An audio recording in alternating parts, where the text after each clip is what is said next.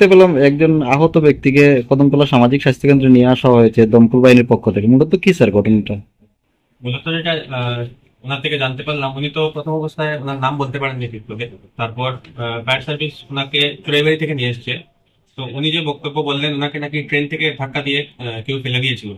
তো প্রথম প্রাথমিক অবস্থায় এখানে আনার পর আমরা ওনাকে পরীক্ষা নিরীক্ষা করে যাবতীয় যা যা দেওয়ার ট্রিটমেন্ট আপাতত শুরু করেছি, কিন্তু ওনার বাড়ির লোক বা কেউ এখনো আমরা খুঁজে পাইনি।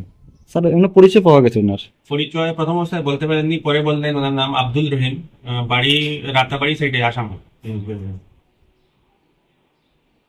দেখতে পেলাম কদমতলা সামাজিক স্বাস্থ্য কেন্দ্রে এক আহত ব্যক্তিকে উদ্ধার করে আপনারা নিয়ে গেছেন। মূলত কি ঘটনাস্থলে গিয়েছেন, কি জানতে পারলেন ঘটনাটা? খবর পাইছি, খবর পাইয়া গেলাম ইয়েতে ওই চুরাইবাড়ি টাউনের ওই পুরান থানাটার পিছু দিয়ে হুম। মানে রেল স্টেশনে এখানে একটা লোক মানে রেলের দিকে রানিং রেলের দিকে মানে পড়ছে আর কি।